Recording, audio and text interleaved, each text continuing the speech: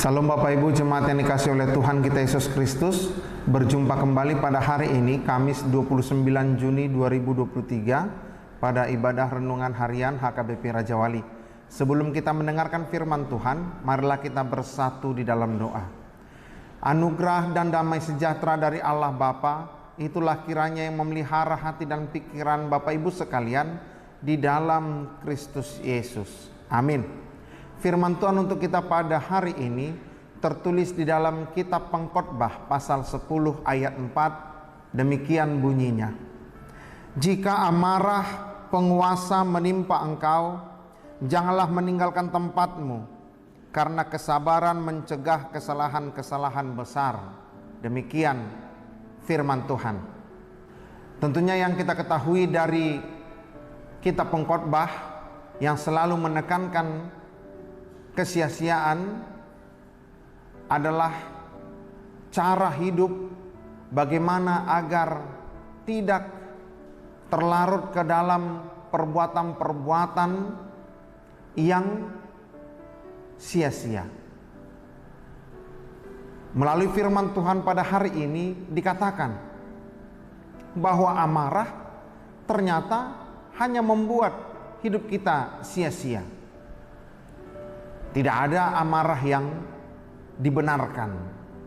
Oleh karena itu, baik penyampaian, baik maksud kita yang baik, jikalau disampaikan dengan amarah, maka pastinya juga tidak akan baik hasilnya. Tetapi jikalau maksud kita baik, apa yang mau kita lakukan baik, yang mau kita katakan baik, tetapi tidak bercampur dengan amarah, maka pastinya semuanya akan berdampak positif kepada orang yang melihat dan menerimanya. Di sini juga Pengkhotbah mengajari kita bahwa dalam amarah pasti kita akan banyak menyinggung perasaan-perasaan orang lain. Oleh karena itu, Pengkhotbah memperbandingkan antara amarah dengan kesabaran. Kita mungkin marah dengan kehidupan kita yang sekarang. Kita mungkin marah dengan himpitan-himpitan ekonomi. Kita mungkin marah terhadap ketidaklulusan anak dalam menggapai cita-citanya. Kita mungkin marah ketika suami berbuat demikian. Kita mungkin marah ketika istri juga berbuat demikian. Kita juga marah ketika anak-anak tidak menuruti perintah kita. Semuanya membuat kita marah. Tetapi yang pasti kita harus memperbandingkan hasilnya dengan sebuah kesabaran. Orang yang sabar bukan berarti orang yang bodoh. Orang yang sabar bukan berarti orang yang kalah. Tidak. Orang yang sabar bukan berarti orang yang rugi. Malah orang yang sabar malah menguntungkan dirinya sendiri dan menguntungkan orang lain. Oleh karena itu, jadilah kita penyabar. Sabar dalam menata kehidupan, sabar dalam meniti kehidupan, sabar dalam memperoleh pendapatan. Kalaupun pendapatannya kecil, kita sabar, kita tekun, kita semakin giat lagi. Karena apa? Yang namanya kesabaran pasti akan berbuah baik dalam kehidupan kita. Kita ibaratkan dengan tanaman. Kita tidak sabar, maka kita ingin memberikan pupuk sebanyak-banyaknya, memupuk sebanyak-banyaknya, melebihi dari kadar yang diterima oleh tanaman tadi. Apa yang terjadi? Maka tanaman tadi bukan menjadi sehat, tapi tanaman tadi akan menjadi mati dan akhirnya sia-sia, tidak ada gunanya. Jangankan berbuah, mungkin tidak akan sampai bertumbuh tinggi. Demikian juga dengan anak.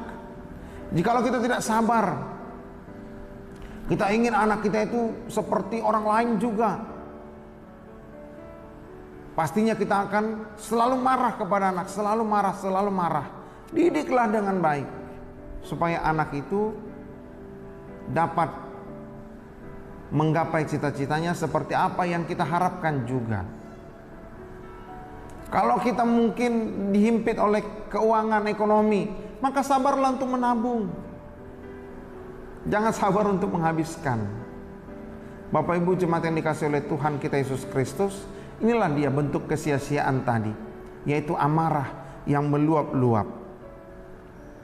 Nah sekarang kita diajak untuk menjadi orang yang sabar. Ibarat di jalan raya, ketika kita tidak sabar menunggu lampu merah berganti ke lampu hijau, ataupun sebaliknya, alamatlah, pasti kita akan celaka. Oleh karena itu saling sabar. Saya sabar, Bapak Ibu sabar, orang-orang semuanya sabar, semuanya sabar, yang akhirnya kehidupan kita akan tertata lebih baik lagi, karena semuanya memperoleh kesabaran dalam kehidupan kita. Dalam kehidupan bergereja juga seperti itu. Kita harus sabar, kita harus tenang, jangan tergesa-gesa, jangan terburu-buru. Mau memberi jangan terburu-buru, jangan karena amarah, tapi sabar. Mari kita berikan yang terbaik untuk Tuhan. Mari kita berikan yang terbaik agar dapat dipakai oleh para pelayan Tuhan. Mari kita berikan yang terbaik supaya digunakan dengan baik juga. Karena apa? Sesungguhnya sesuatu yang diperoleh dengan amarah pasti hasilnya tidak akan baik.